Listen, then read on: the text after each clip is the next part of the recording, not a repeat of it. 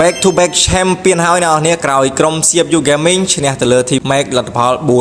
4-1 ជំរាបសួរក៏ដូចជាសួស្តីបងប្អូនអ្នកនាងស្វាគមន៍មកកាន់វីដេអូថ្មីហើយថ្ងៃនេះផងដែរគឺយើងមកនិយាយពាក់ព័ន្ធអំពីការប្រកួតការពីម្សិលមិញនេះរវាងក្រុម CFU Gaming ជំនួបគ្នាជាមួយនឹងក្រុម Team Mac ដោយ CFU Gaming យកឈ្នះទៅលើ Team Mac លទ្ធផល 4-1 ជាលទ្ធផលមួយដែល Baby Shark អ្នកដែលគ្រប់គ្រង CFU Gaming ពិតជាសប្បាយពិតជាត្រេកអរពិតជាអបអរសាទរចំពោះ Team Idol របស់ពួកគាត់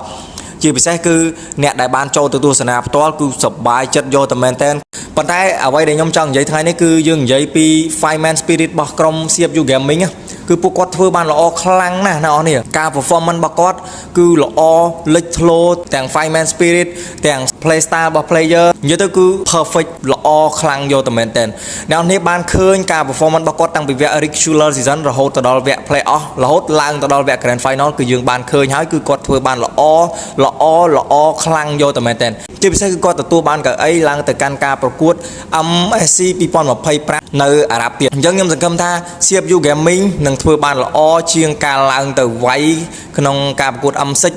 ដែលគាត់ទទួលបាន achievement ល្អដល់ប្រទេសកម្ពុជារបស់យើងទទួលបានកេរ្តិ៍ឈ្មោះដ៏ល្អបន្ថែមពីលើនឹងទៀតពីព្រោះអីដោយអ្នកនេះបានដឹងហើយថាក្រុម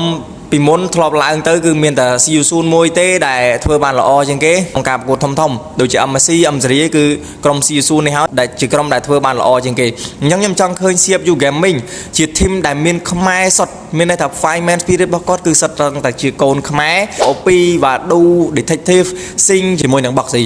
សង្ឃឹមថាគាត់នឹងធ្វើបានល្អជាងការប្រកួតមុនហើយវីដេអូរបស់ខ្ញុំគឺមានតែជូនពរចំពោះពួកគាត់នៅក្នុងការប្រកួតខាងមុខទៀតសង្ឃឹមថាគាត់នឹងធ្វើបានល្អជាងនេះទៀតដោយគាត់យក achievement ថ្មីមិនបានអីក៏បានលេខ2លេខ3ទៅបើសិនជាអាចខ្ញុំចង់ឲ្យពួកគាត់ទទួលបាន achievement ធំគឺទទួលបាន champion ម្ដងនៅក្នុងឆាកអន្តរជាតិនិយាយទៅគឺយើងធ្វើបានល្អហើយរៀងរាល់ season ប៉ុន្តែ season នេះសូមឲ្យបាន champion មួយមកហើយយើងក៏ចូលរួមសោកស្ដាយចំពោះ team Mac ដែរដែលពួកគាត់មិនទទួលបានលទ្ធផលល្អជាងនេះយើងមិនមានអីនិយាយទេដោយសារតែយើងធម្មតាយើងដឹងហើយសមត្ថភាពគឺវាមានកម្រិតអញ្ចឹងកម្រិតរបស់គាត់បានប៉ុណ្ណឹងគឺក្រនបើហើយគាត់ព្យាយាមប្រឹងប្រែងអស់ពីសមត្ថភាពរបស់គាត់ហើយគាត់ទទួលបានប៉ុណ្ណឹងខ្ញុំដឹងថាគាត់មិនចង់បានលទ្ធផលប៉ុណ្នេះទេប៉ុន្តែធម្មតាគឺការប្រកួតគឺតែតែមានចាញ់និងឈ្នះអញ្ចឹងយើងមានតែទទួលយកការពិតហើយវីដេអូរបស់ខ្ញុំគឺមានតែប៉ុណ្្នឹងទេអរគុណបងប្អូនអរគ្នាដែលបានចូលទស្សនាបើចូលឲ្យកុំភ្លេច like comment វីដេអូនេះផងអរគុណអ្នកនរគ្នាជំរាបលាបាយ see you next video